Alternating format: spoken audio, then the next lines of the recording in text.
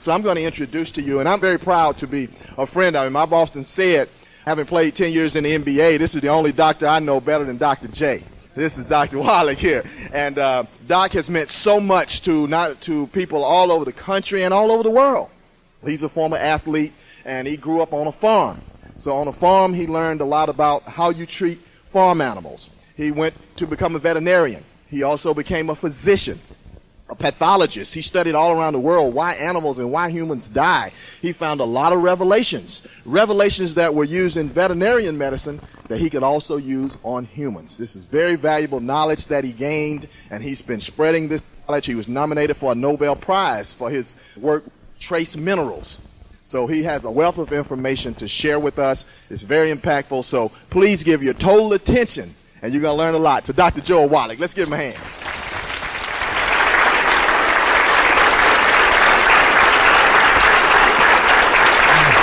Thank you. Hey, thank you very much. Appreciate all those kind words, and really appreciate Theo being here and telling his story. He's such a wonderful young man. It's kind of like my kid graduating college. I'm so proud of him and his family, and of course Mike and Phil. We've been working together now for 11 years, and appreciate you coming here on a beautiful Saturday morning, and we're going to share some information with you. And you've all heard of that book, Purpose Driven Life. I was fortunate in finding out very early, I think, what my purpose was from God. And my purpose, I think, was to spread health information, so I spent most of my time doing that. And it became very clear very quickly that there's a lot of misinformation being given out by the health professions, and you'll see in this presentation it kind of guided us in the wrong direction. Especially true in the black and Hispanic communities, and we came up with a thought. We called it the black gene lies. The black gene lies. Would you believe it or not, how many of you ever heard that African Americans, black people all over the world, have this terrible gene that makes you at a higher risk for high blood pressure and diabetes and cancer and other diseases? Well, I'm here to tell you it's a lie. Okay? Amen. It is a lie. And what I'm going to do in the next hour or so is show you how it is a lie and how we've eliminated these diseases in animals. It's very, very clear. We worked with tens of thousands of black people and Hispanics. I'm from California, and I'm a minority in California. There's 65% of the people in California Hispanic, so I've learned to be a minority too.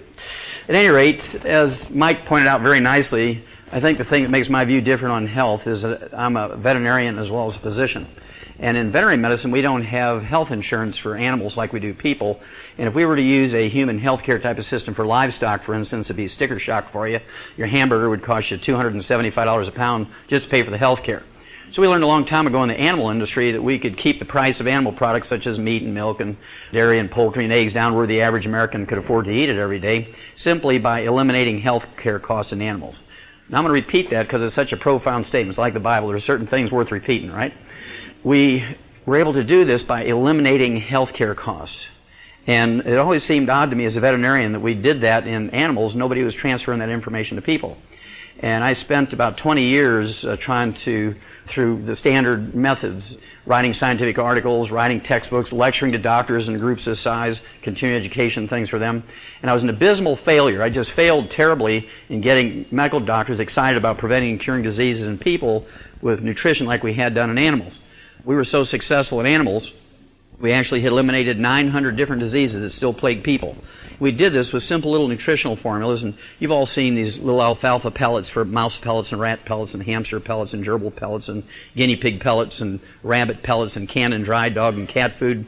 We have sheep pellets and horse pellets and pig pellets and calf pellets, and we have dairy pellets, and we have monkey pellets and parrot pellets and chicken pellets and trout pellets and llama pellets, and you get the idea. But the reason why we put the nutrition into the little animal pellets is so that the animal cannot sort through and just eat only the sunflower seeds and the raisins. Every mouthful is going to be biochemically perfect. And the purpose was to maximize production of eggs, maximize the production of meat, maximize the production of milk, maximize fertility, maximize longevity, eliminate diseases, because we didn't have health insurance for these animals. And we were so effective with this little system that we eliminated 900 different diseases that still plague people. Well, I knew this was my mission at that point because I really understood it, and I went back to school, became a physician. 1978, began to use these veterinary nutritional formulas in my human patients, and I'm here to tell you that the concept of preventing and curing diseases in people with nutritional formulas works exactly the same. Now, if you were to today ask your medical doctor or some expert in health, regardless of who they might be, college professors or high school biology teachers, doctors, nurses, they're all going to tell you that there's no evidence to support a claim that you can prevent and cure diseases with vitamins and minerals. And I know you've all heard that on TV, you've heard it on the radio, you've read it. That's absolutely a lie, and I'll give you some examples. Raise your hand if you've ever heard of scurvy. Raise your hand. Sure. And everybody knows you can prevent and cure scurvy with vitamin C, right? How about rickets? Anybody here ever hear of rickets? Yeah, you know you can prevent and cure rickets with vitamin D. What about anemia? Anybody ever hear of anemia? You know you can prevent and cure anemia with iron and copper and folic acid and B12 and many other nutrients. What about goiter? You know you can prevent and cure goiter with iodine and copper and selenium and amino acid tyrosine, many other nutrients. Night blindness you can prevent and cure with vitamin A. And then there's other ones like beriberi. How many have ever heard of beriberi? If you talk to medical experts, they'll say, well, yeah, that's only in third world countries. People who are very poor. You don't see beriberi in America because we're an industrialized nation. And with beriberi, you only find this in third world countries. Well, that's not true. There's an epidemic of beriberi in America right now, and it shows up as congestive heart failure. And the reason is Americans and humans all over the industrialized world get their thiamine or vitamin B1 from enriched flours. That's how most of us get vitamin B1 or thiamine, is from enriched flours. Now, how many have ever heard of a low-carbohydrate diet? Now, when you give up bread and muffins and pastas, guess what you're giving up? Vitamin B1. So a lot of people who get on these low-carbohydrate diets wind up with congestive heart failure and other symptoms of beriberi because they're vitamin B1 deficient, because they're not supplementing when they get on that low-carbohydrate diet. So these are the sort of things we're going to talk about. It gets very exciting for me, so I hope you'll be as excited or half as excited as I am. I'm going to start out with just a front cover of the September 2000 issue of Scientific American. Almost the entire issue is devoted to human aging and 100-year-olds. And there were articles in there written by endocrinologists, geneticists, gerontologists, nurses, dietitians, nutritionists, and they all had their own agendas. So they had a summary at the end of this issue telling you what you were supposed to learn about nutrition and longevity and genetics. And they were editorially scratching their head because they found out when they kind of looked at this seriously, the people who lived to be 100 in a healthful way were mean, feisty, rebellious patients who did not listen to their doctors. And you all have uncles and grandparents and parents who are in their 80s and 90s. They're eating eggs and cooking in lard and all this stuff and smoking cigarettes and not exercising. They're 98 years old. And you had a cousin who went to medical school and he was jogging and doing everything right and eating salads and tofu, and he died at 52. And so the ones who did everything wrong, used salt, ate red meat, ate their chicken skin, used butter instead of margarine, these guys and gals did okay. And the ones who followed the doctor's instructions didn't make it. Well, you don't need to do a big survey. You just have to understand that doctors are given a lot of misinformation. Now, whether or not everybody in your family died at 35 or not doesn't matter. Everybody in this room has the genetic capability to live to be at least 100. If you believe in the Bible, which I hope you all do, and I believe you all do because you're here this morning, in Genesis it says at least 120, right? And a lot of the Old Testament prophets lived to be 900 years of age. So we know we have the genetics to get there. And the short version of why we all don't live to be 100 is not because we can't. It's because we do too much of the bad stuff and not enough of the good stuff. That's just the way with the physical body as well as it is with the spiritual body, right? Now, how many of you have ever made a dish from a recipe? I don't care if it's just those Pillsbury biscuits. You have to hit the thing on the counter, you know. Sure, we've all made oatmeal cookies and things like that. And when you look at a cookbook or recipe collection, they always show these beautiful pictures of what your dish is supposed to look like if you follow the recipe. I don't know if mine ever turn out like that, but if you want to make a fruit cake, if you follow these instructions, yours is supposed to look like that. And if you want to make a pork loin roast stuffed with cranberries, it's supposed to look like that if you follow the instructions. Well, the same thing is true with health care. We know what a 25 and a 50 and a 75 and a 100-year-old human looks like because we've been using the same recipe. We've been using the same healthcare systems in the industrialized nations around the world for at least the last 150 or 200 years. 50 years ago, 75 and 100 years ago, they used different antibiotics, but they're still conceptually antibiotics. 25, 50, 75, or 100 years ago, 150 years ago, we used different painkillers, but there were still painkillers, conceptually the same thing. So little has changed. If you follow the standard recipe, if you will, for the medical and health system we have today, this is what you can fully expect to get. This is what you can fully expect to look like at age 80. Yeehaw! I mean, I praise God. Thank you, sir. I'm going to look like that when I'm 80. I hope you don't, okay, because this is not what we're all supposed to look like. This poor gentleman has Alzheimer's disease, cataracts, macular degeneration. He's had cochlear implants put in because he was deaf, no teeth because he had periodontal disease, which is nothing more than osteoporosis of the face and the jaw. He had his thyroid killed through radiation and then surgery. He had angiograms, angioplasties, stents put in, quadruple bypass, and then they did a heart transplant. He had his gallbladder taken out. He had his stomach stapled, bypassed, and banded. He had a kidney removed. He was on dialysis. Had his prostate removed. Had his hips replaced, his knees replaced, his shoulders replaced. His feet were amputated because he had diabetes. He's on 27 drugs for thyroid, pain, lowering cholesterol, and blood pressure. Now, if you follow the standard medical path, this is what you're looking at. Everybody gets there, right? Well, I'm going to show you a different recipe. Praise God. When I started talking to my human patients about that, they started looking kind of worried, and they said, Doc, I don't want to go there. I don't want to wind up in a nursing home and be abused. You know, if I don't want to brush my teeth in the morning, I don't want to brush my teeth in the morning. I don't want them beating me up because I don't brush my teeth. And I don't want them sucking $5,000 a month out of my assets, which should go to my kids and my grandkids. So I don't know if it's worth living to be 100. And I thought those were legitimate concerns. So I began to collect birthday announcements of people who were 100 and obituaries of people who made it to 100 just to see if it was worth going there. Is it really, really worth going there? And I'll show you a few of my favorites. So this fellow here, Ralph Charles from Somerset, Ohio, is in the middle of the state of Ohio. October 1999, turned 100, and they had a beautiful birthday story about him when he turned 100. And to me, the fascinating thing about Ralph Charles was he was still piloting commercial charter flights at age 100. Had no restrictions on his pilot's license or his health papers at age 100. Now, to me, he doesn't look like what the recipe should look like for a 100-year-old. To me, he looks like he's in his late 70s, early 80s, and he's still animated. Obviously, he does his own navigation, own plane maintenance, so he's still got some stuff upstairs, and so there's hope for us all.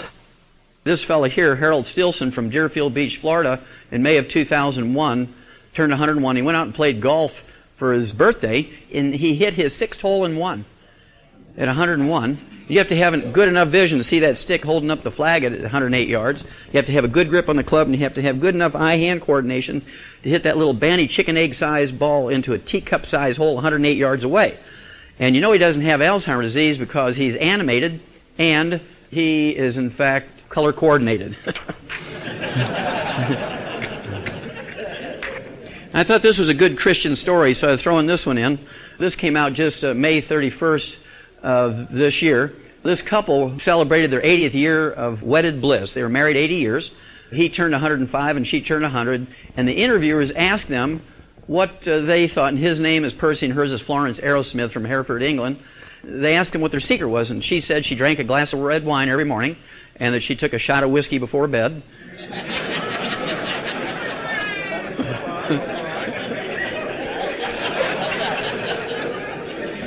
And he said his success, 80-year married and being healthy for 105 years, came down to 2 words. And they said, what are those 2 words? And he said, yes, ma'am.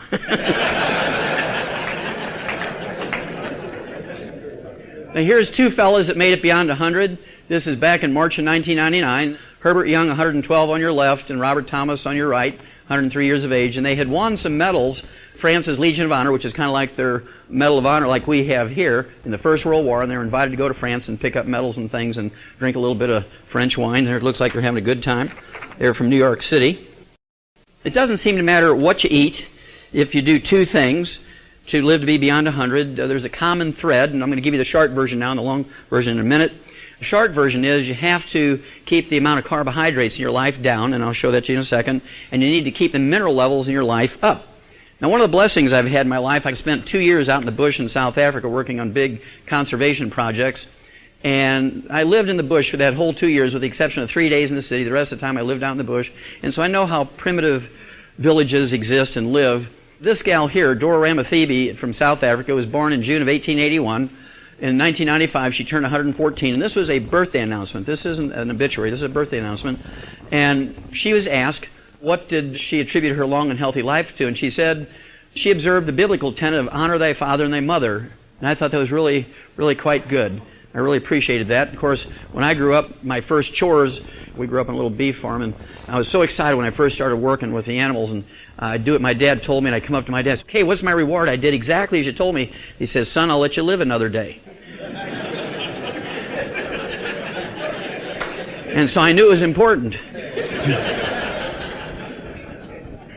what is it? Honor thy mother and thy father. I thought that was good. Okay, and then she said she ate locusts, as grasshoppers, not the trees. She ate grasshoppers, pumpkin seeds, tortoise meat, wild herbs, dried fruit, and a cup of coffee. That was her diet. And you notice there's no bread, no rice, no potatoes, no corn, no hush puppies. She got her protein from the grasshoppers and the tortoise meat. She got her essential fatty acids from the pumpkin seeds. She got her folic acid, beta-carotene, which is kind of a pre-vitamin A, and vitamin C from the wild herbs that she ate green before they dried, and then a little bit of phytonutrients and antioxidants from the dried fruit. So she had a low carbohydrate diet that was rich in phytonutrients. But where did she get her minerals? How did she get those minerals up? Did she supplement? And the answer is yes.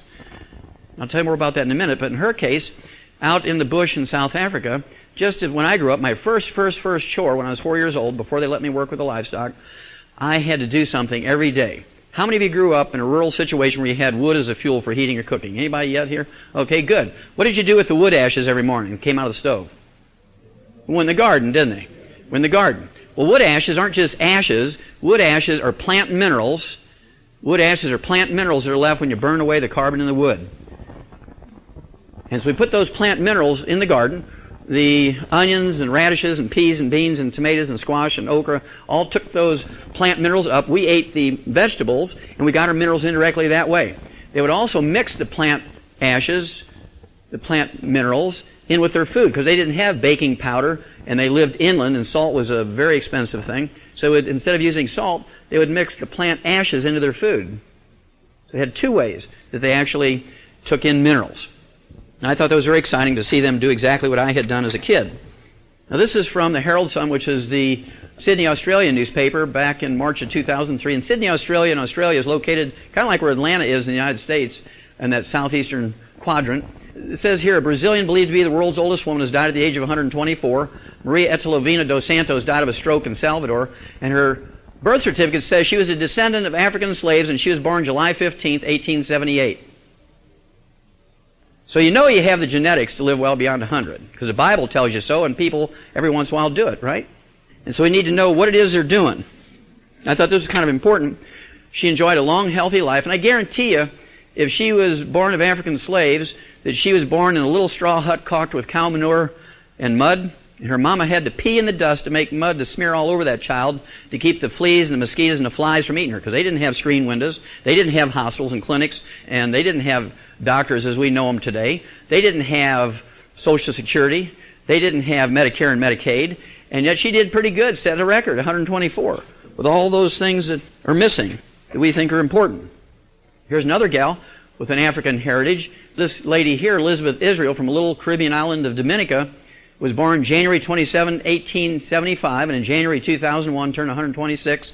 And when she was asked, well, what did she attribute her healthy, long life to? She says, I grew up eating food grown without chemical fertilizer. What did her parents use as fertilizer?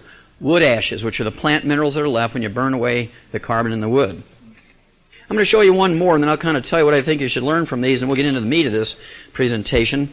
This next obituary is not the oldest one that I have. This is kind of middle-aged compared to some of the obituaries I have, which are up in the 200s. But this gal here, an Iranian woman, died in January of 1995. This is written up in the Rocky Mountain News out of Denver, Colorado. And she's an Iranian woman by the name of Mazumi Dosti, and said that she died at age 161. It was printed in the Denver newspaper, Rocky Mountain News. And you have to give a lot of credibility to this obituary because she was survived by 6 living children ranging in age from 120 to 128. They hadn't even left home to go to college yet. And her oldest son said his mother had never visited a doctor, taken any chemical medications, all she used was herbs in her life. What you're going to find, fellas, is that the people who live the longest are the ones who are furthest from what we consider to be necessary and good medical care. The people who live the longest are the ones who are furthest from what we think of as necessary and good medical care, and you'll see why in just a second. The first statistic we have to look at is the United States, we in America, spend more than half the entire world's annual expenditure for health care. The entire world right now is spending $2.7 trillion with a T dollars every year for health care. And out of that $2.7 trillion, America alone spends $1.8 trillion. We spend 5 times as much for our health care as we do for our defense. $1.8 trillion for health care. Now, if we were number one, you'd have to say, well, that's expensive, but go for it because it's worth it. We're number one, right? Let's have a look. In April of 1990, the World Health Organization and the Center for Disease Control right out of Atlanta here did a study on the top 32 industrialized nations, and they were shocked to find out when it came to life expectancy or longevity and health, the United States ranked 17th. There were 16 other countries in April of 1990 whose peoples were healthier and lived longer than us. The Japanese came in number one at 79.1. We came at 17th at 75. And the Japanese, according to Western doctors, do everything wrong. They're heavy smokers. And I don't smoke, and I'm not promoting smoke. I'm just giving the statistics. They're heavy smokers. 68% of the Japanese smoke 3 to 5 packs of cigarettes a day. Yet they have 85% less cancer than we do, and they have 85% less cardiovascular disease than we do. The Japanese are heavy salt users. They consume 12 to 15 grams of salt a day, which is 2 heaping tablespoons of salt. We're supposed to consume less than 1 gram of salt a day, yet they have 85% less cardiovascular disease than we do. And they do not have a spoken word for hypertension because they rarely get it, unless they come to the United States and eat like us. I'm going to throw in one more little variant here. The French came in at 11th at 75.9. And you can say, well, that was a bad study. Let's redo it. And they did 10 years later. June 2000, they came out with another study. And again, it was the World Health Organization and the Center for Disease Control out of Atlanta, Georgia. They did a good job. And, of course, the interesting thing was Japan remained number one, but they dropped from 79.1 down to 74.5. Huge drop, and yet they remain number one. But this is our chance to catch up with them and surpass them. Remember, we're spending $1.8 trillion a year for health care. We're spending about 63% of the world's annual expenditure for health care. And the French moved up from 11th to 3rd. They went from 75.9 down to 73.1, but they moved up in ranking. And this is called the French paradox because the French consume more fat than any other culture on earth. Can you imagine a French chef cooking in canola oil and margarine? They cook everything in butter and lard and chicken fat and cream, right? And yet they moved up in ranking. They dropped in actual numbers, but they did move up in ranking. So this is called the French paradox. You will not find the United States in the top 20 because June of 2000 we had dropped to 24th because we went from 75 average lifespan to 70. Now, in June of 2000, the actual was that there were 23 other countries whose peoples live longer than us. The newest update, and this is from a special health issue of Newsweek, it's a special edition, The Future of Medicine. They're talking about genetics and the usual stuff that medicine talks about, new drugs, new procedures. And in the very first article in this Newsweek magazine, the very first article, it said, America has built the world's highest tech medical system. I don't think anybody could argue with that, because every country sends their brightest young medical students to the United States for their residencies and internships and so forth. Yet the nation now ranks 46th in life expectancy. Now there's 45 other countries whose peoples live longer than us. Do you feel that we're getting the bang for the buck when it comes for health care? No. No. We would not tolerate this in any other industry, and nobody knows more than the black community how to change an industry. If you have a failed and corrupt system, you don't use it. If you have a failed and corrupt system, you don't use it. You don't ask for more money to fix it. This is a very interesting statistic. Phil Oliver got this for me. This is per 100,000 white people and per 100,000 black people. Per 100,000 each year in America, 1,037 and 8 die per 100,000 black males, 593 black females. By contrast, about two-thirds of that number, only two-thirds of white males will die, 664 compared to 1,037. And with females, white females, only 384 die compared to 593. That's per 100,000 population. Okay, so we have a lot of work to go here. And then you look at the mortality for kids, neonatal, that means newborns, 12 per 100,000 of male blacks, 10 per 100,000 of female blacks, newborn babies, half for the white male and female. So we have a lot of work to do, but it's doable because it's not genetic. Now, some of the things we need to change are fun, and you will do it. You will start today when I show it to you, because it's easy, it's fun, and it'll make you live longer. The first one I'm going to share with you is this one. It says, frequent sex helps you live longer. Yes!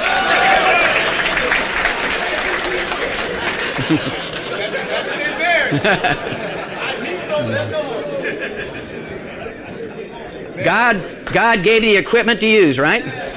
Praise God. Okay, now this was give me an order.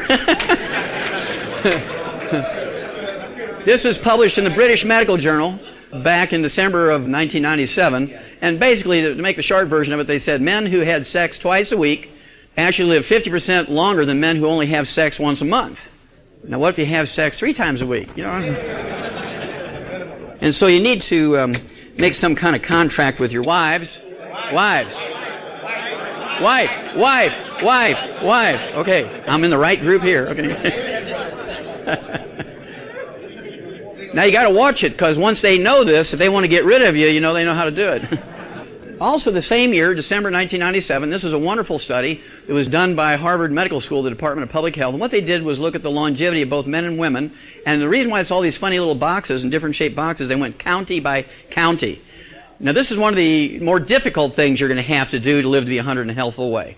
This is called the heart attack and stroke belt of America, both for men and women. The people who live the longest in America, you'll see them in blue, purple, and dark purple. As the upper Midwest here, you're looking at Wisconsin, Minnesota, North and South Dakota, eastern Montana, northern Iowa, eastern Nebraska, and Kansas. These are the longest lived people in America. The shortest lived people in America live here. Guess where Atlanta is? In fact, the lifespan here in Atlanta is 20 years shorter than the people who live in the upper Midwest. Your average lifespan here is 20 years shorter, okay, than it is in the upper Midwest. It's not genetic, but it is cultural. The reason why this is the heart attack and stroke belt and cancer belt of America is not because of genetics, it's because of the way people eat. The difference is people in the upper Midwest come from Scandinavian and German backgrounds, and they stew and roast and boil everything. How do people eat here? Fried chicken. And I talked briefly with Pastor Dollar, and he says, how are you going to get a black man to give up fried chicken? So this is going to be a tough one. But if you do this one thing today, you will add 20 to 50 healthy years to your life. If you take this home and do nothing else but this, you got to give up fried fish and fried chicken. You got to give up fried hush puppies. You got to give up fried potatoes. You got to give up fried okra. You got to give up fried chitlins. Everything fried. You got to give up fried stuff. And if you do that, that alone will add 20 to 50 healthful years to your life. And the reason is fried foods contain free radicals, trans fatty acids, that increase your risk of cancer, heart disease, and Alzheimer's disease 1,000%. Whereas if you boil and stew and roast your food, you don't get those free radicals. And so this is a suicide area if you keep eating fried foods. It just comes down to the bottom line. If we can get our community in the southeastern part of the United States, and if we do that and we kind of spread that amongst our loved ones, we're going to add long, healthful years to their life. Now, how many of you remember a guy by the name of Art Linkletter? Anybody remember Art Linkletter? Okay, good. Some of us are old enough to remember him. He's 92 years old now and still alive. He aspired to want to live to be 100, and he was willing to be proactive and do it. And he was inspired to want to live to be 200 by a group of people called the Hunzas, who live in what is today known as eastern Pakistan. All this war is going on there now. But back in the 1920s and 1930s, they were the longest lived and healthiest people on earth. A novel was written about them. It was a Pulitzer Prize-winning novel called Lost Horizon, written by James Hilton. Art Linkletter read this novel, and he was excited about it because essentially what the book said was there was this place in this very hostile mountain where it was kind of like a branch office of the Garden of Eden. Everything was perfect, and if you lived in that place and ate their food and did what they do and so forth, you could live to be 200-300 years of age. Well, there is a place called Hunza, and Art Linkletter hired an eye doctor by the name of Alan Bannock to go there and find out what their secret was. And to make the long story short, they farmed at 19,500 feet elevation, which is like 3 times timberline. They could not grow potatoes, they could not grow corn, they could not grow rice because of the elevation. Very short growing season, only 45 days. So they didn't have the traditional carbohydrate sources that most everybody else has. And without even thinking about it, because of where they lived, they had a very low carbohydrate diet. They lived on mutton, which is adult sheep, and they had lamb and goat meat, and they had chicken and eggs and butter and yogurt, and they cooked in butter and water. That's all they had. They were very poor. They couldn't trade even for oils and things, so they only used butter and water to cook with. They had a very low carbohydrate, high animal protein diet. Now, the other thing they did that he noted in this book is very clearly stated in this book that he observed that they took the wood ashes, the plant minerals that are left when you burn away the carbon in the wood, and put them in their garden and mixed it in their food. So they had the high mineral intake and they had the low carbohydrate intake, and that apparently was their secret. This is a beautiful story here I picked up in Houston, Texas about a year ago. It was a story about a primitive guy by the name of Bruno Opaza, one of Bolivia's indigenous Amara Indians. He's holding a little bucket of llama manure, dried llama manure, which he's feeding his kitchen fire with. You notice that's a little 1 foot by 2 foot cast iron stove. And the interesting thing about the Amara Indians is that they live around a lake called Lake Titicaca, and he's from Bolivia, and there's people from Peru and people from Chile that live right around Lake Titicaca. And all those people that live around Lake Titicaca are very primitive, like Bruno Opaza. No indoor plumbing, no electricity. They have no hospitals, no clinics, no Medicaid, no Medicare. They have no no pharmacies, no pharmaceuticals, nothing that we think of as being absolutely essential, and yet they have 100-year-old per 500 people. We have 300-year-olds per 10,000. They have 10 times as many 100-year-olds as we have. They have 10 times as many 100-year-olds as we have. And they have nothing except raw materials. They're putting those raw materials in their food every day, those plant minerals in their food every day. We need raw materials. And people ask me, well, what did people do in the old days? Did Jesus supplement with minerals? And the answer was yes. In our book we call Hell's Kitchen, we have a CD that go along with it, Hell's Kitchen. This CD, Hell's Kitchen, the book Hell's Kitchen, talks about how long ago the people used wood ashes or plant minerals in their food and their gardens. And it goes back before written history. We know this from the anthropological and the archaeological records that people before written history would do this. Even Moses, I'm sure, he did not take the wood ashes out into the garden because he was raised as a prince of Egypt, right? But I'm sure they had their slaves do that. And then there was Jesus. He was raised as a little Jewish boy, so I guarantee you that he took the wood ashes outside like all the other little Jewish boys did and put them in the garden. And this remained the same from before written history until Monday, September 4th, 3 o'clock in the afternoon, 1882. I'll repeat that date, very important. We know the exact instant, Monday, September 4th, 3 o'clock in the afternoon, 1882, when this man changed everything. Anybody know who he is? That's Thomas Edison. And at that moment, at 3 o'clock in the afternoon, Monday, September 4th, 1882, his chief electrical technician, a guy by the name of Jonathan Leaves, in New York City on Pearl Street, overlooking the construction of the Brooklyn Bridge, gives you a little time sense, turned on the switch for the first commercial electric generating plant. By 1909, there was at least a half a dozen patented electrical kitchen appliances, including toasters and skillets and waffle irons and blenders and irons and things like that. And by 1950, wood as a fuel had been completely replaced with natural gas, propane, electricity, liquid paraffin, kerosene, heating oils. How many wood ashes are left over when you use those fuels? I'll give you a hint. It's a numeral that looks like this and begins with a zero. Zero. Okay? And so nobody sat down. There were no Senate investigation. What's going to be the impact on our health when we stop using wood as a fuel? Nobody asked that question. They were just glad to get rid of that chore. They sold all these other stoves and appliances by saying you didn't have to wake up 2 hours early to build the fire and get the fire right for bacon biscuits for breakfast. So most of the diseases we're going to talk about fall into mineral deficiency diseases as a result of that one invention, electricity. And we're not going to be able to talk our wives into going back to wood stoves. They'll chase you out of the house with a broom, right? But we do have to make up the difference. We have to consciously supplement, otherwise we're going to break down. We need 90 essential nutrients. They're called essential nutrients, gentlemen, because we cannot manufacture them. We must consume them every day, either as food or as supplements. Number two, if they're missing for any length of time, days, weeks, months, or years, you get some horrible collection of degenerative diseases, many of which are disabling, many of which are life-threatening. We need 60 minerals every day, not once a year, but every day. We need 16 vitamins every day, 12 essential amino acids every day, 3 essential fatty acids every day. And fortunately for us, our food plants, our grains, vegetables, fruits, and nuts can take carbon dioxide out of the air, use the sun's energy in a process known as photosynthesis to manufacture long carbon chains. And the plant will take these carbon chains and configure them into starch, which is potatoes and grains. It'll configure them into sugar, which is fruit and sugar cane, vitamins, amino acids, and fatty acids. And it is possible with the grace of God and a lot of effort on our part to get all the vitamins, amino acids, and fatty acids we need by eating right and selecting the right food and preparing it right and storing it right. But most people don't take the 3 hours a day that would require. Everybody runs in, buys a box of this, throws it in the stove, cooks it and eats it, and we're all eating out of boxes and things. And even if we're eating fresh foods, it's very difficult, as you'll see in a minute, to get everything we need. Now the problem is, plants can in fact make vitamins, amino acids, fatty acids, but plants cannot manufacture minerals. You notice that 2/3 of the essential nutrients are minerals. We need 60 minerals to be happy. A plant only needs 9. I have a degree in agriculture, so I can assure you that plants only need 9 to be fertile and happy and do their thing. But if a farmer were to put in 9 minerals in every crop, it'd cost you $35 an ear for a ear of corn. And so he's not going to do it. He couldn't sell any.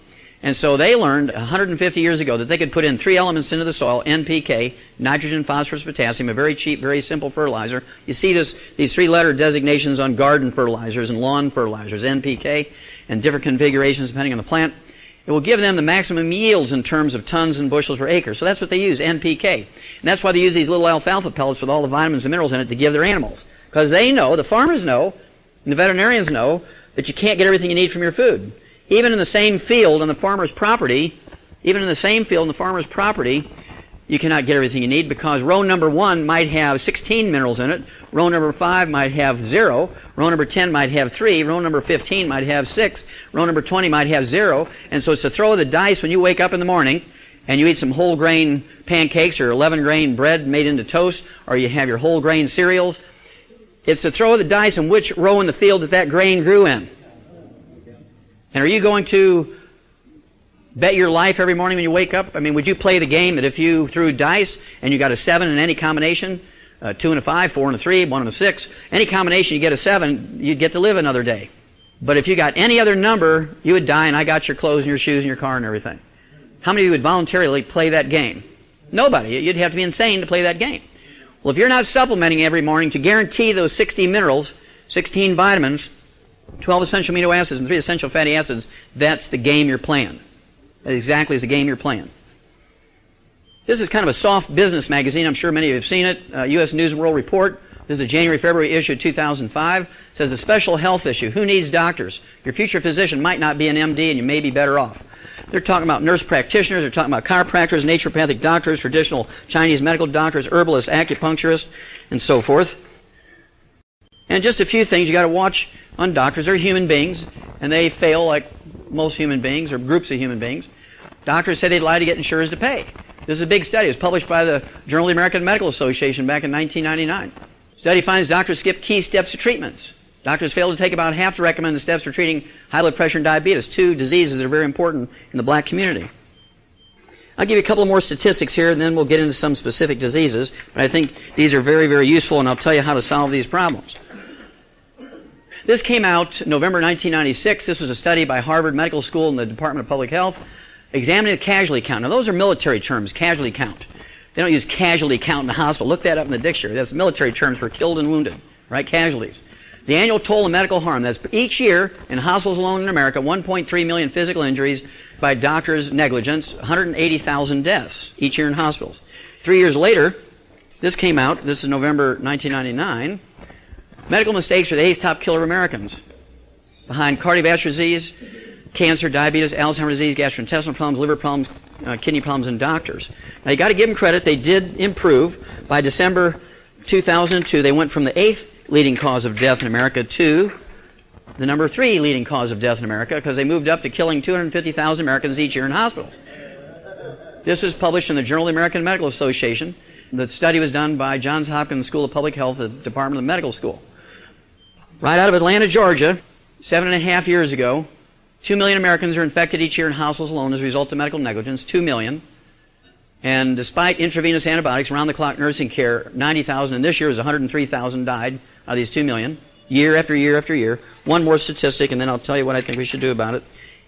Every day in America, there's 40 drug errors in each hospital in America. It turns out to be 2.2 million drug errors a year, 2.2 million drug errors, of which 140,000 die. Now, if you've been good with math, you've been keeping track of these numbers, that turns out to be 5.8 million casualties a year, killed, injured, and infected in the hospitals in America each year. 5.8 million casualties. A hospital is not a safe place. I don't know how else to say it. You should not aspire to take a day off so you can go to the hospital. I'm going to take a sick day and I'll just run to the hospital. You know.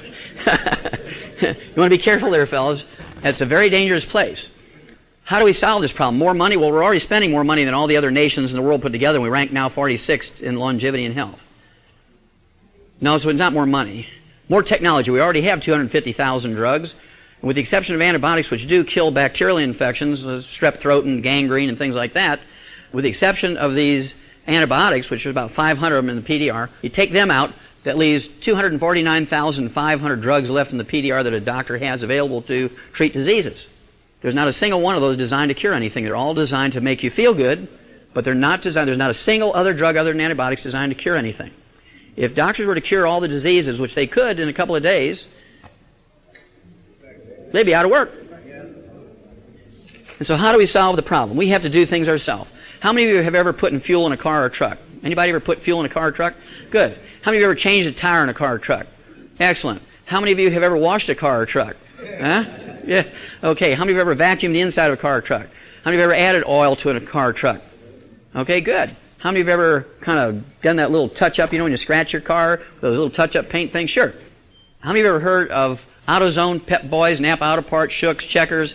I mean, everybody knows where their local store is, right? You go down there and you get spark plugs and you gap those things. You do all that stuff yourself. Get the right paint color and the mats for the floor and so on. And other more complicated parts for the car and stereos and all that kind of thing. We do this because of a variety of reasons. Number one, people got tired of being ripped off by the dealerships. You go in to get your oil changed for $8 and you come out with a $300 bill and it leaks oil all over your driveway because they didn't tighten those bolts, right? And so you can save all that labor cost and do it yourself for $12 instead of $80 or $300, right? And so people began to do these things themselves. Same thing is true with Home Depot, Lowe's, Menards. How many of you have heard of them? Yeah, we all live in those places because we learned we can get materials and parts and tools cheaper. And if you don't know how to put shingles on a roof, they'll give you a free class. They'll even put those bundles of shingles on your roof for you at no extra cost if you buy the nails and the shingles from them. How come we don't do that for health care? Well, it's complicated. You need to go to school for 14 years. You need to know how to read Latin. That's not true. That's absolutely not true. Doctors, other than a lot of fancy furniture, they have less than $100 worth of stuff in their examining room. They got a blood pressure cuff, a stethoscope, they got a thermometer, they've got a little AAA battery pen light to look in your eyes and down your throat with, and you snatch that out of their pocket and look at it. It says Pfizer Pharmaceuticals. They didn't pay for that. It was given to them by a drug dealer. They,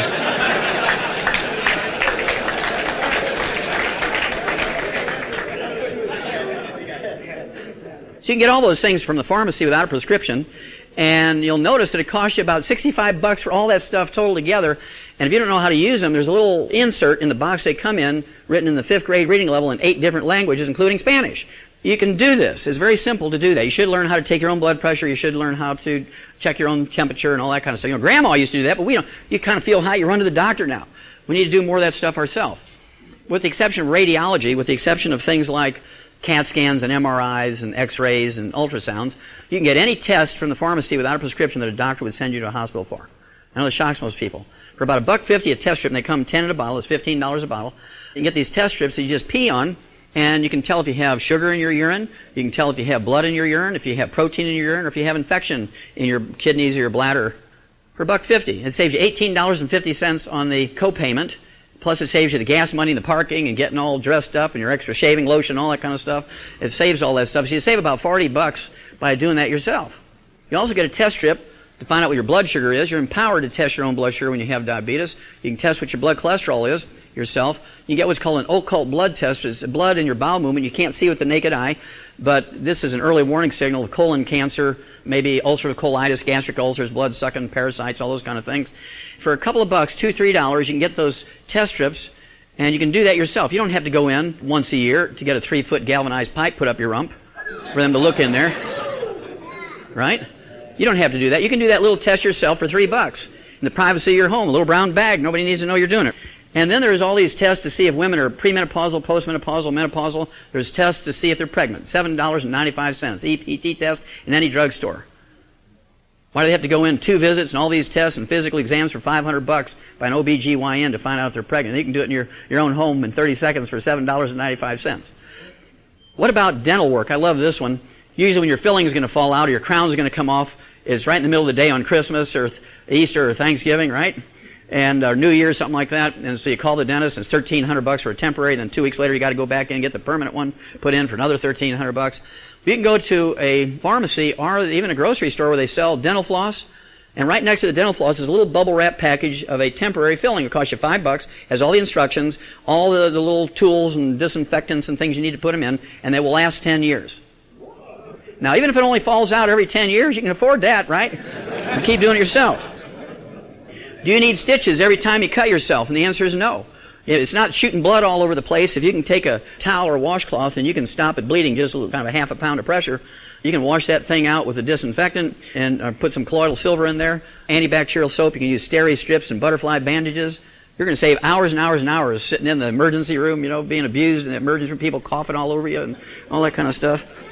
And so the more of this kind of thing we do ourselves and avoid a failed and corrupt system when you can, guess what? Price is going to come down. That's called the free market system because they want to attract you back in. How many of you are buying your own home? How many of you are buying your own home? Great. Great asset. One of the best things you can do is somehow get to buy your own home. And here's why. Most people, when they buy health insurance for a family of 5, It costs you $300, $500, $800 a month, depending on if anybody's been sick in the family. Let's just say, for round figures, $500 a month for health insurance, $50 deductible, $100 deductible.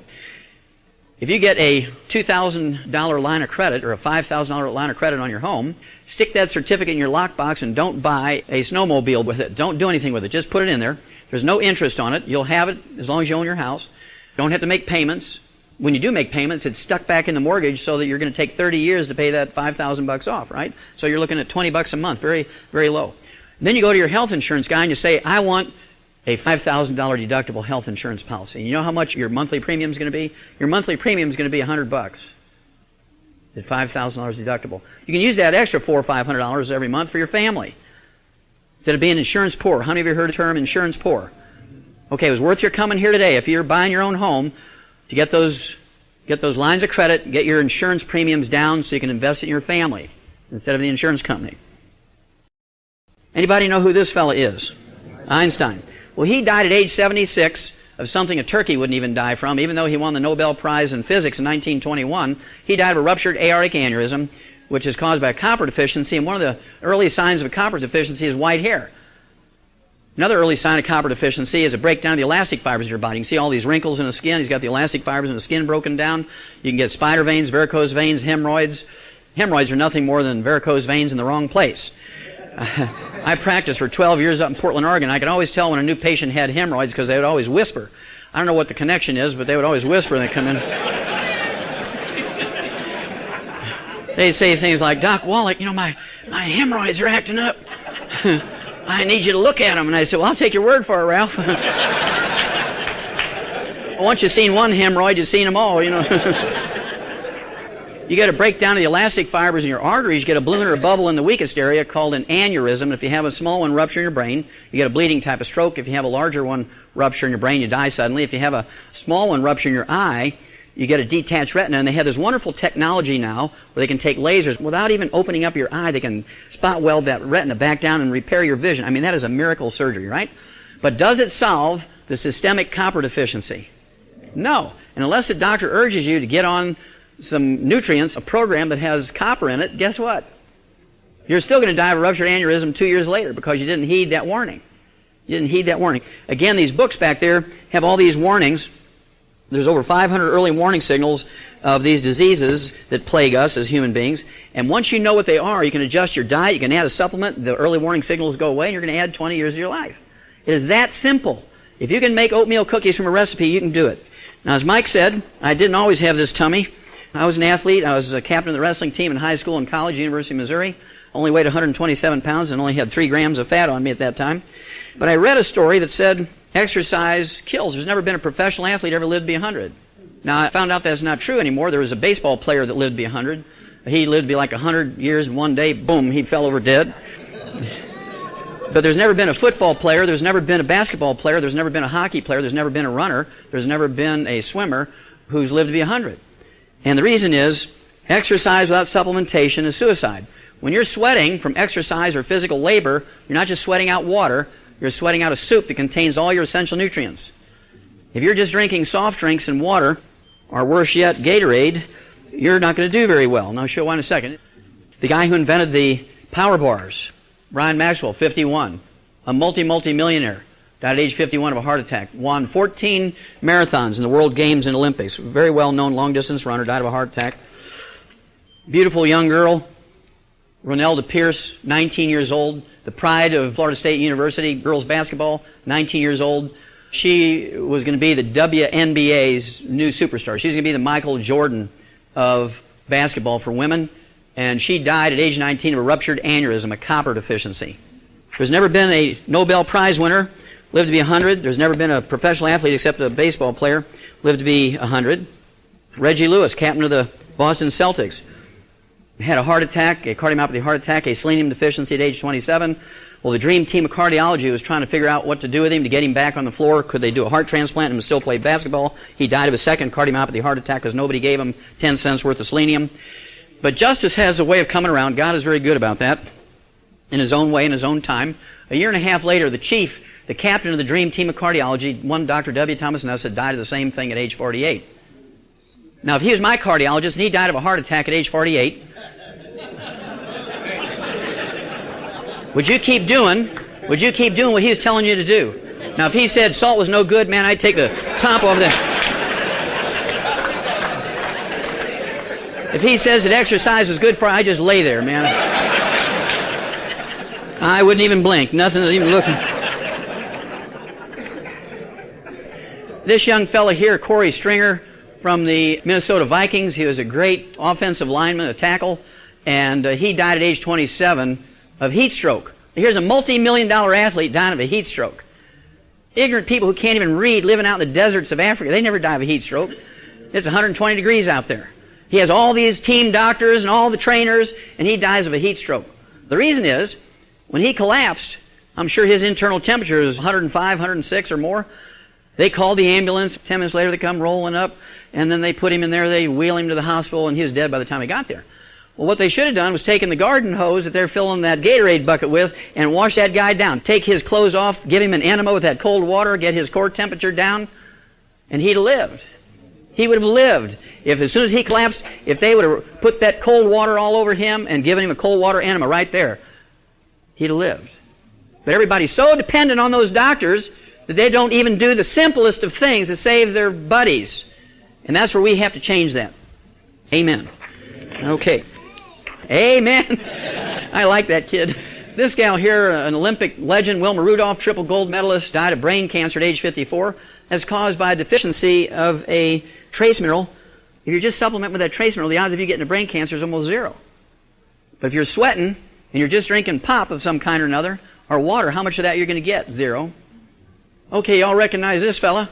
Walter Payton died at age 45 waiting for a liver transplant. If they had just given him some selenium, he'd still be alive today. But he's waiting for that liver transplant. That's right, he died of a selenium deficiency. A certain type of liver cirrhosis is caused by a selenium deficiency. Do football players sweat? Yes. Is there any selenium in Gatorade? No. I want to talk about high blood pressure. How many ever heard that black people get high blood pressure? Yes, yeah, that's right. And we know it's a black gene because doctors tell us so, right? The stealth killer, America's high blood pressure crisis is spinning out of control. Now, dogs and cats and parakeets and horses and cows and pigs and every animal you can think of get high blood pressure. They can get it. They don't get it because in those little pellets we give them, we put the minerals in there so they don't get high blood pressure because we don't have insurance to pay for calcium channel blockers and beta blockers. Whether you believe it or not, how many of you have ever heard that salt has something directly or indirectly to do with high blood pressure? Yeah, if you don't raise your hand, you're asleep already, because I know you heard that. What's the first thing a good farmer puts out for his livestock? Salt block, salt lick. There's nobody out in the pasture telling that cow she's limited to 1 lick a day, is there? I refuse to believe that my human patients are dumber than a cow. A little more than 8 years ago, this came out. It was presented at the annual meeting of the American Heart Association in Portland, Oregon. Doctors lack proof that too much salt is unhealthful. After years of telling healthy people that too much salt isn't good for them, researchers still don't have solid evidence to back up that claim. Same study, just a little more detail. The study found that people who limited their salt intake to 1,000 milligrams or 1 gram a day, which is what doctors want you to do, had 6 times more heart attacks, had 600% more heart attacks than those who defied their doctors and ate double that amount. Remember, September 2000, Scientific American, the people who defied their doctors and did their own thing live longer than the ones who did what the doctor said. Scientific American, February 1999, high blood pressure in African Americans. Finally, they started looking at this seriously, and they went to Nigeria out in the bush where people had never seen a doctor or a stethoscope, took their blood pressure, and 7% of them had high blood pressure, came back to the United States, did a lot of DNA testing. They found a large pool of people whose ancestors had originated in Nigeria and took their blood pressure 33%. They knew immediately it was not genetic, because if it was genetic, it would be 7% and 7% or 33% and 33%. You can't have the same gene pool, just different locations, and have different numbers and it be genetic. It's not going to be genetic. So what's the difference between these two groups of people? Well, these people living out in Nigeria, out in the bush, are still putting their wood ashes, their plant minerals that are left when you burn away the carbon in the wood, into their gardens. They're still mixing it with their food and cutting their salt with it. The people in Atlanta and Chicago and Miami and L.A., they're living on French fries and Pepsi-Cola, and I guess in Atlanta it'd be Coca-Cola, right? And you're not supplementing because people don't put wood ashes into their food anymore. And I get people tell me, they get kind of cocky. Oh, yeah, well, man, I'm 25 years old. Man, I'm fit. I don't need none of that stuff. We were giving a lecture like this over in an LA Fitness Center in Atlanta 4 or 5 years ago, and about halfway through the lecture, a good-looking gal, she was a 15. If a 10 is the tops, she was a 15. She had it all. And she said, oh, no, Dr. Wallach, it's not the nutrients. It's you need to do aerobics and physical fitness. And she just kind of saunters, oh, no. And half the people got up and walked out with her. I mean, who knew who had the power in that room? She did. She took everybody out. Because she's a personal trainer. Now, the tragedy of that story is about 2 months later, I started getting all these calls from Atlanta. Hey, I need that stuff. And after about the 20th call, I said, why am I getting all these calls from Atlanta all at once? And they said, well, remember that gal who walked out? You know, she's 32 years old, beautiful personal trainer. She dropped dead on the treadmill this morning. Yeah, went to zero.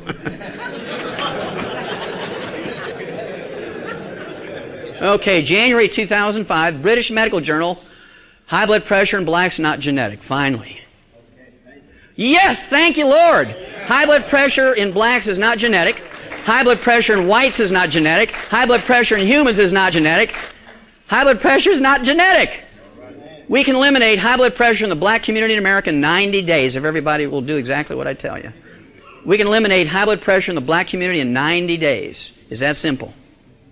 And it's so simple it's scary. High blood pressure is actually caused by deficiency of the mineral calcium and the deficiency of its cofactors. Now, you can take all the calcium you want, and you might get 20% better, but if you want to get 100% better, you take the calcium and all of the cofactors, right? There's 89 cofactors that go along with calcium.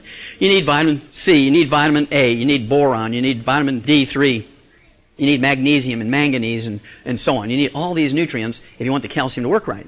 And if you do that, usually within a couple of weeks, you're taking your own blood pressure now. In a couple of weeks, you see, blood pressure comes right down in the normal range if you're on medication. Over a period of 6 to 8 to 10 weeks, you can wean off your medication. You do not want to cold turkey off your medication, then start taking the nutrition. It takes a couple of days, couple of weeks for that nutrition to kind of rebuild the body and re-regulate it. But we can eliminate high blood pressure in the black community in America in 90 days if everybody would just do that little system. It's a little nutritional program. How many of you have ever heard, whether you believe it or not, that cholesterol, either directly or indirectly, has something to do with cardiovascular disease, coronary artery disease? Sure, everybody knows that because doctors say so. We've known for 50 years that cholesterol has nothing to do with cardiovascular disease or coronary artery disease. Elevated cholesterol and triglycerides do not cause any diseases. They do not cause a single disease. If you can find me any disease that's caused by elevated blood cholesterol or triglycerides, I'll give you $1 million in small bills, tax-free, in any offshore account you want. So I'm very, very confident there's not a single disease that is caused by elevated blood cholesterol and triglycerides. So just lowering that with a drug that causes blindness and liver cirrhosis doesn't make sense when you know that, because you're still going to die of cardiovascular disease if that's all you're doing. What that indicates is you might be deficient in niacin or vitamin B3. You might be deficient in chromium, vanadium, 2 trace minerals. We need them for managing our blood sugar. We need it for managing our blood fats. You can be deficient in the omega-3 essential fatty acids. In fact, American Longevity, our company, we sued the FDA so we could put this information on the labels of our essential fatty acid bottles and in our catalogs, because we've known this for 50 years. There's literally millions of studies that have been done on essential fatty acids and how to prevent stroke and heart attacks, and the FDA wouldn't let people put it on the labels of their bottles, their nutrient supplements. So we had to sue them to get it. So we're very, very proud that we did it. Nobody else would join us. They're afraid of them, so we just went after them by ourselves. So if it's not cholesterol and triglycerides that cause coronary artery disease, what is it? What causes coronary artery disease and arteriosclerosis and heart disease? How many of you have ever heard of free radicals? Raise your hand. Good. How many of you have ever heard of trans fatty acids? Raise your hand. Well, trans fatty acids are free radicals that come from things like vegetable oils, margarines. Margarine is perhaps the worst type of fat, not only for the heart, but the body. It increases your risk of cardiovascular disease. It increases your risk of coronary artery disease, Alzheimer's disease, macular degeneration, cataracts, cancer. Who told us to give up animal fats that our 98-year-old grandparents used, such as butter and lard and chicken skin and all that kind of stuff? Who told us to give all that up? Medical doctors, right? They told us to give that up and go to margarine. Well, it turns out that margarine is the cause of increased rate of cardiovascular disease and coronary artery disease. I like my patients to eat 6 to 10 eggs a day, not fried, remember nothing fried, but poached or soft scrambled in butter, low temperatures, soft-boiled, hard-boiled. I was glad to see this come out in March of 1991 because it showed that my 10 eggs are probably pretty conservative. Normal cholesterol in an 88-year-old man who eats 25 eggs a day. And you have to ask, why was this old dude eating 25 eggs a day? Maybe he didn't have any teeth and couldn't eat steaks anymore. Maybe he owned an egg farm and wanted to do his own quality control. But if you appreciate it, 95% of the weight of men's sex hormone, testosterone, is made from a special steroid in the body called cholesterol. You can only make 10% of your daily need, and if you do not take in cholesterol, the odds are you're going to have some problems. You're not going to have enough sex to be able to live longer, right? And so this fella figured out on his own, He figured out on his own that the more eggs he ate, the more studly he became. Another fact we've learned is that the lower your cholesterol goes, the more stupid you become. There's somebody with low cholesterol. This came out February 14th, Valentine's Day of this year. And this was a big study, and they looked at almost 800 men, 1,100 women. They divided them into two groups, those with cholesterol below 200, which doctors are going to tell you is good, and those with cholesterol above 240, which doctors are going to say is very bad. And it turns out that the ones who had blood cholesterols above 240 were 80% smarter than ones who had blood cholesterol below 200. Because it turns out that this fatty insulation material of the brain, myelin, is made out of 100% cholesterol. It makes up 75% of our brain weight. 75% of your brain weight is fat, cholesterol. So if somebody says, hey, you're a fathead, you say, thank the Lord. Alzheimer's disease, tidal wave is feared. 14 million Americans are going to die of Alzheimer's disease between March 2000 and 2025. 14 million. That's because they're the ones who are following the doctor's instructions and giving up eggs and butter and red meat and chicken skin and salt. The ones who eat those things are still flying airplanes at 100. Getting the picture? Yeah, vitamin E alone can ease memory loss in Alzheimer's patients. This came out a year and a half ago, January 2004, big study by Johns Hopkins University Department of Public Health out of medical school, almost 5,000 men and women over the age of 65. People just taking vitamin C and E alone were 78% less likely to have a diagnosis of Alzheimer's disease. You can reduce your risk of Alzheimer's disease by 78% just by taking 2 vitamins, C and E. What if you'd eat eggs? What if you give up fried foods? What if you took selenium? We can eliminate diabetes in the black community in 90 days if you do what I'm just going to tell you now. Just like high blood pressure. We can eliminate diabetes in the black community in 90 days. This is a very simple nutritional deficiency disease. It's an epidemic disease right now, of course. There's 1 million new cases in the United States alone each year. This article came out in June of 2001. And there's 32 million diabetics in America right now. 31 million of those 32 million, 98%, are adult-onset type 2 diabetes or insulin-resistant diabetes. The reason why it's oftentimes called insulin-resistant diabetes is that the diabetics that have type 2 diabetes make 10 times more insulin than non-diabetics. They make 10 times more insulin as non-diabetics. It's not an insulin problem. It's a deficiency of the minerals and their cofactors that are necessary for the insulin to work. Now, if you have a 1,200 horsepower racing engine and 400 octane racing gasoline, and you put that engine and that gasoline all set up, ready to go inside of a dome that's just filled with nothing but nitrogen, you got the starter outside and you're pushing that starter, it'll crank over. Will it start? No, because it's missing a cofactor, oxygen. Now, you open that little valve and you let the atmosphere in there, you get a little oxygen in there, now you push the button, run, that puppy will run. The same thing is true with your insulin. You're missing those 2 trace minerals and their 23 cofactors. When you have adult onset type 2 diabetes, makes up 98% of the diabetic community, you take a little program, and guess what? You take your blood sugar every morning like you're supposed to, watch it. Within a week, right into the normal range, and you're able to wean off your medication, go back to normal life. Diabetes is an easy disease to prevent. You don't want to get it before you start worrying about it. You want to prevent it. And so you want to start doing this stuff if you know you have it in your family. It's not genetic, but if your family eats a particular way, everybody tends to eat in that family the same way, right? You have to watch it. And this is an easy disease to prevent. It's a very, very easy disease to get rid of. You supplement properly. Obviously, for 6 months or so, you got to stay away from sugar. Still got to watch that diet. But as that sugar comes down, your blood sugar comes down into the normal range, you're able to wean off your medication because you are empowered to do that when you're diabetic. They teach you when your blood sugar goes up, you need more medication. Blood sugar goes down, you need less medication. They teach you how to do that. So you just follow what you're instructed to do. And your next step will always be self-evident. Historically, adult onset type 2 diabetes was called adult onset type 2 diabetes because it only occurred in people over age 50. Well, now babies are being born with it. Primarily minority kids. Little African American kids and Hispanic kids are being born with diabetes, not because it's genetic, but because there's none of these minerals in soul food. Now, I'm not telling you to give up soul food, but I'm telling you if you want to avoid diabetes, you want to reverse it, you got to supplement. You can eat any way you want, except for fried foods. You got to give that up, right? It's an easy thing to deal with. 2 reasons why we have so much diabetes in America today, none of which are genetics. One of which is all the sugar we're taking. According to the U.S. Department of Agriculture, 100 years ago, Americans were eating a half a pound of sugar per person per year. Today, we're eating 157 pounds of sugar per person per year, which is a half a pound a day. So in 100 years, we've gone from a half a pound of sugar a year to a half a pound of sugar a day. You say, well, how do we get a half a pound of sugar a day?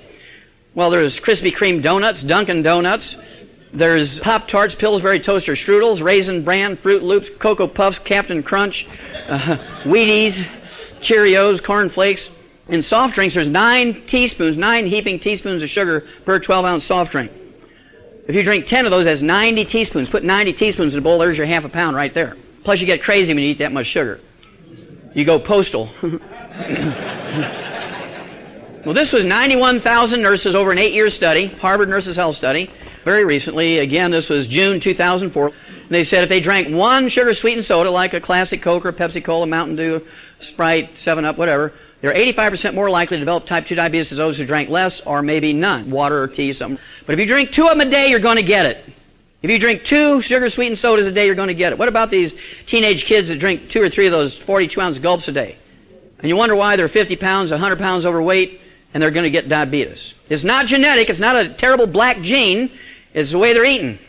And we, as the men of the family, we can solve that problem. But they're not going to like water after drinking Pepsi and Coca-Cola for years.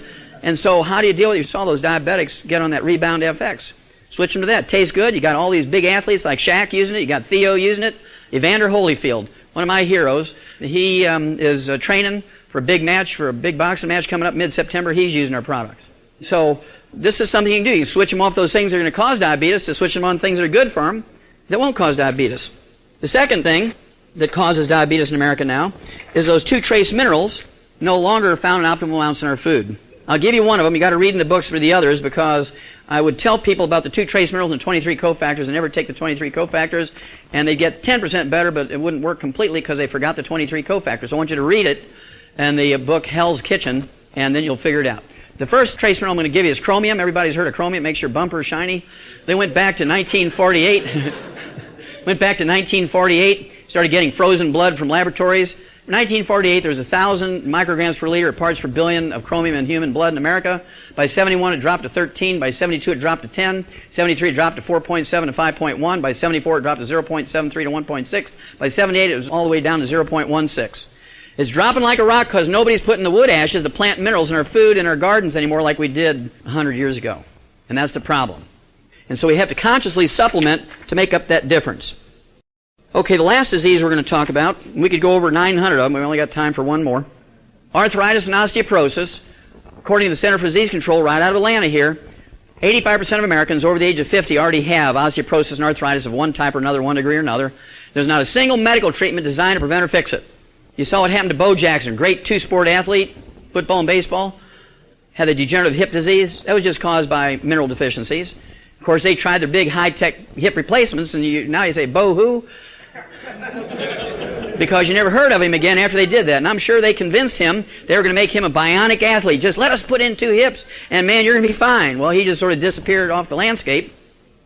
Now, we learned 300 years ago in the animal industry how to prevent and cure arthritis and osteoporosis in animals. We've known how to do it in animals for 300 years. If you give an animal a commercially prepared diet and don't give them any table scraps to mess up the ratios in that commercially prepared diet, they'll live to be 20, 25 years old today without arthritis and osteoporosis. 60 years ago, some of you are old enough like me to remember 60 years ago, an old dog lived to be 10. And you thought he was doing good because usually they live to be 6, 8 years old, right? And then you'd eat them. Now a dog lives to be 20 and they don't get arthritis and osteoporosis because they have all that stuff in the dog food. All we get is painkillers. And so we have to know more. We have to do it ourselves, because if you're dependent on the medical system to do it for you, you're living in la-la land. We have an epidemic of arthritis because we have all these baby boomers come along who listen to doctors, who think doctors are it. And I really appreciate Pastor Dollar's position, because he says, why do you listen to all those guys with those doctors behind their name when you should be listening to the good Lord, right? Amen. Amen. The bad news is research shows that the disease starts attacking your joints long before middle ages. It starts when kids are 3 years old to get arthritis and osteoporosis. How many of you have ever seen a kid with growing pains? You know, you go to a mall, you sit down, just look at the kids. You see this mother who's only 85 pounds carrying a 120-pound kid on her hips. Yeah, and then she's got 3 other kids in one of those 18-wheeler baby carts. They have the big air horn. And that's because she's feeding those kids nothing but apple juice and grape juice. They think they're doing good because I'm not giving my kids pop. Well, how much calcium is in grape juice and apple juice? 0! Plus, you're going to make your kids crazy. and poor in school, and they get 3 12-ounce cans of Mott's apple juice a day or 3 12-ounce cans of Welch's grape juice a day. The human being isn't meant to eat that way. Now people say, well, yeah, I don't want to use that nutrition. My doctor's going to give me a FDA-approved drug like Vioxx. $27 billion worth of lawsuits against the producer, Merck, because in the 4 years that it was on the market, Vioxx caused 139,000 heart attacks. Depending on whose data you looked at, 55,000 to 85,000 of those people died from Vioxx, and the FDA never took it off the market. Merck took it off the market because they were getting sued so much they couldn't afford to leave it on the market anymore. The FDA never took it off the market. How many of you ever heard of arthroscopic surgery? Oh, there's a guy who's had a couple of them. Arthroscopic surgery for arthritis of the knee is worthless. It's a worthless procedure. When you have arthritis, do you think you just have arthritis in your left knee which really hurts bad? It's all over your body. And if you go in there and scrape that thing around with arthroscopic surgery, does it fix your systemic arthritis and osteoporosis? No. He's eventually going to do his thing, which is to remove it and put a prosthesis or a plastic or metal one in there. In 90 days, you can rebuild your hips and shoulders and fingers and toes and ankles. You can rebuild them in 90 days, just like Theo did. I just love Theo in his story because he gives hope to everybody. He was told that you're done, your career is over. All the best orthopedic surgeons in the world cannot fix you.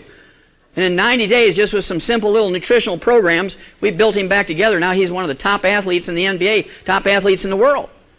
But he was smart enough to do it. All other athletes said, no, Bo Jackson, I'm going to get that bionic double hip thing. Yeah, my orthopedic surgeon's the same one that did Elizabeth Taylor's 17 hip operations. Well, if they were so good, why did he have to do the other 16, right? Well, the reason why these doctors continue to do this, even though it's a worthless procedure, and this was published in the New England Journal of Medicine back in July of 2003, is because the 5,000 American doctors who specialize in that procedure, their income for 2001 was $1.5 billion for that one procedure. Are they going to give that up just because it's worthless? No. You have to be tough. When they come to you and say, Roy, you got bone-to-bone arthritis in your knee, and I could go for the big one and give you joint replacement surgery, but we got this new thing called arthroscopic surgery, and I can clean that thing up, and it'll last you an additional 6 months. When you have a failed and corrupt system, you have to stop using them. Osteoporosis strikes both men and women equally. We've known that for 100 years. Osteoporosis only became a postmenopausal woman's problem in 1958 when the pharmaceutical industry invented estrogen. That's a true story. We've known for 100 years that osteoporosis and arthritis occur equally in both men and women. The reason why doctors don't focus on men is because they can talk women into a big lie that estrogen will reduce their risk of osteoporosis, actually reverse osteoporosis, neither statement which is true. But it does get rid of hot flashes, which make them happy. Now, the results turn the tables on the belief that women are the prime victims of the condition. Now, this has been known in modern times since November 2001. They say this information will help professionals deal with unexplained bone fractures in men and the way education about the condition is handled. Now, how many of you gentlemen since November of 2001 have received a phone call, an email, a postcard, or some kind of direct communication from your medical doctor saying, look, we've just learned that osteoporosis occurs equally in both men and women. I expect you to come in here immediately for a bone density test so we can get ahead of this thing. How many of you men have received that communication in any way, shape, or form from your medical doctor? This was published in every medical journal in the land, in the world. If they say they haven't seen it, then I wouldn't go back to them because they're supposed to be reading this stuff, right? I'm 65 years old. I'm telling you, there's nothing wrong with any of my joints. Amen. Thank you, Lord. Nobody's going to steal an airplane with me on it.